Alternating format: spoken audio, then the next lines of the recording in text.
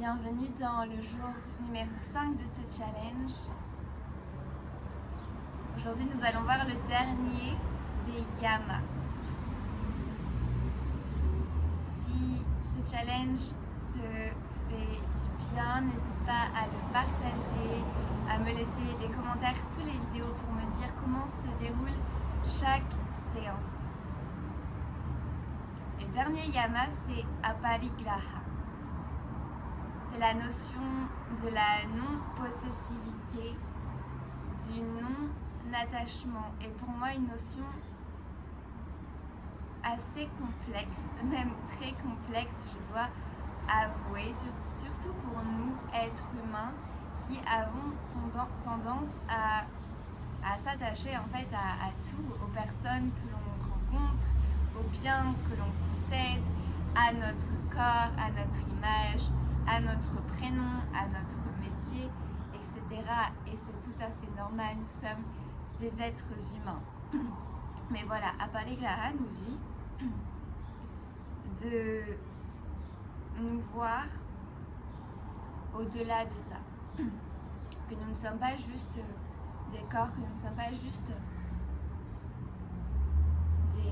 des pensées, que nous sommes bien plus que ça, et d'accepter en fait le changement, d'accepter que le corps vieillit, d'accepter que l'autre, on ne possède pas l'autre, l'autre est libre de choisir, par exemple quand on est dans une relation, que ce soit amoureuse ou amicale, eh bien on ne peut pas garder l'autre pour nous toute la vie si à un moment donné l'autre en fait a besoin de couper cette relation, de s'éloigner de nous. On ne peut pas forcer cette personne à rester. Et c'est pareil par rapport à tout ce qui est bien matériel. Souvent on est très attaché à nos biens matériels, on est tellement attaché qu'on va finir par se définir par nos biens. Par exemple, les gens qui sont très attachés à leur voiture, et sans leur voiture, ou alors si c'est plus cette voiture-là, si leur voiture, voilà, ils ont un accident et qu'ils doivent changer de voiture, parfois c'est un peu ah mais c'était ma voiture, ou alors ah c'est ma maison, déménager ça peut être quelque chose d'hyper challengeant pour certaines personnes. Donc voilà, c'est vraiment être conscient que même si on a certains objets, certaines propriétés, qu'au final on ne possède rien vraiment. Quand on est dans ce monde, on est nu, on n'a rien, et quand on repart de ce monde, eh bien c'est pareil, on va avoir des choses pendant notre vie, on va perdre des choses, on va avoir à nouveau d'autres choses, rencontrer des personnes, perdre des personnes, certaines personnes vont nous laisser, vont nous quitter, et c'est la vie, il faut accepter en fait tous ces changements, tous ces va et ces viens, tout comme nos pensées en fait qui viennent et qui repartent, nos émotions qui viennent et qui repartent, et ne pas en fait entretenir tout ce qui pourrait nous faire nous sentir mal, nous faire nous tomber malade, comme entretenir des pensées négatives, des émotions négatives, etc. Donc aujourd'hui je te propose une pratique assez challengeante, une méditation inspirée de la méditation Vipassana, qui est une méditation utilisée par les bouddhistes. Donc normalement, la méditation Vipassana se déroule sur 10 jours avec des règles bien précises. Ici, donc on va juste pratiquer quelques minutes, mais si tu es intéressé, n'hésite pas à aller faire tes recherches et regarder autour de toi où est-ce que tu pourrais faire cette retraite de 10 jours. C'est des centres, c'est gratuit, ça se fait sur don, et voilà, il y a vraiment un protocole à respecter. Pour aujourd'hui, on va vraiment utiliser une toute petite partie de ce qu'il propose, mais tu peux très bien pratiquer chez toi, à ton rythme, à ta façon. Donc tu auras juste besoin d'un tapis et éventuellement quelque chose pour mettre sous tes fessiers pour garder une posture assise et éviter de trop bouger pendant la pratique. Trouve une posture ferme, stable et confortable.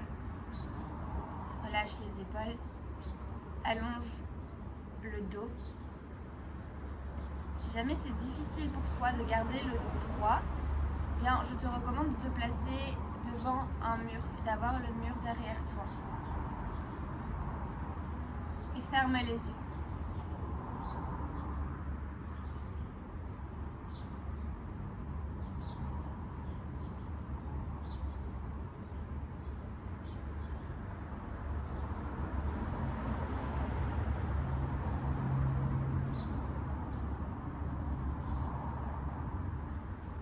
Prends un instant de te poser ici et maintenant dans ton corps, sur le tapis, dans cet espace dans lequel tu te trouves.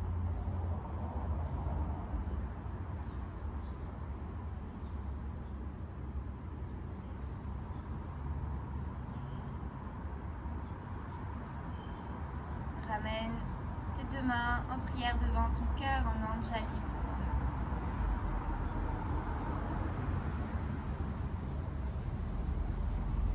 Et aimez l'intention ici de rester présent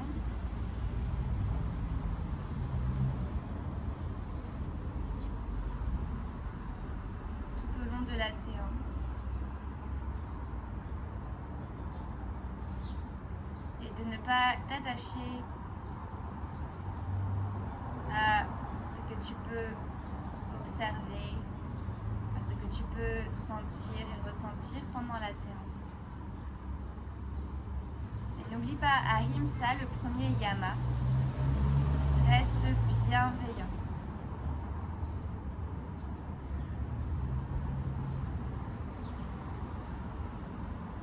Si jamais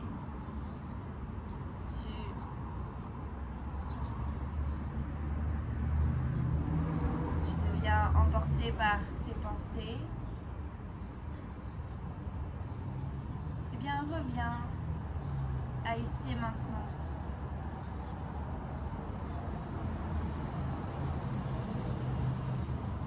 Relâche les mains sur les genoux. Et ici tu vas simplement te concentrer sur l'essence du corps.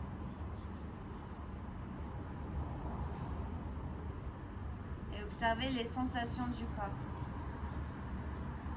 Sans t'attacher à ces sensations. Sans juger ces sensations. Juste note tout ce que tu sens.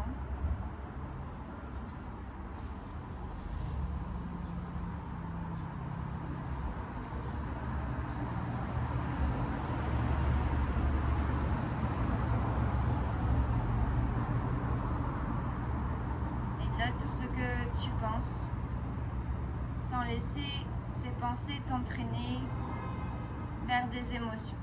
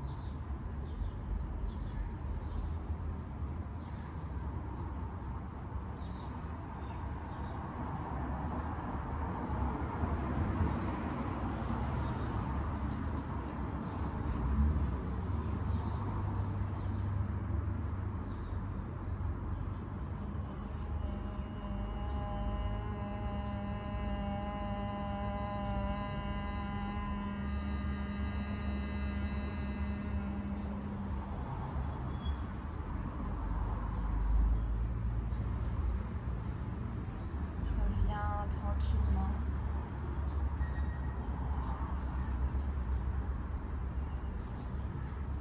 Reviens ici et maintenant.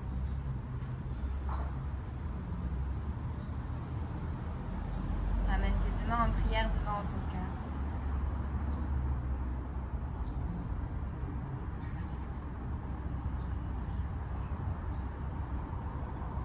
Le but de cette pratique n'est pas d'arrêter complètement de penser. Au contraire, il s'agit d'accueillir ces pensées et de garder un regard neutre sur celles-ci, en se rappelant que de toute façon, tout finit par passer. Aparigraha, c'est reconnaître le caractère éphémère de la vie. Réfléchis pendant le reste de ta journée ce qu'aparigraha signifie pour toi. N'hésite pas à écrire sur le sujet, à te demander comment est-ce que tu pourrais l'appliquer dans ta vie de tous les jours. Incline-toi à ton cœur, remercie-toi pour ta pratique.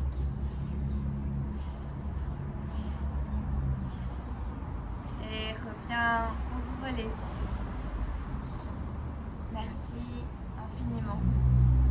Je te dis à demain. Namaste.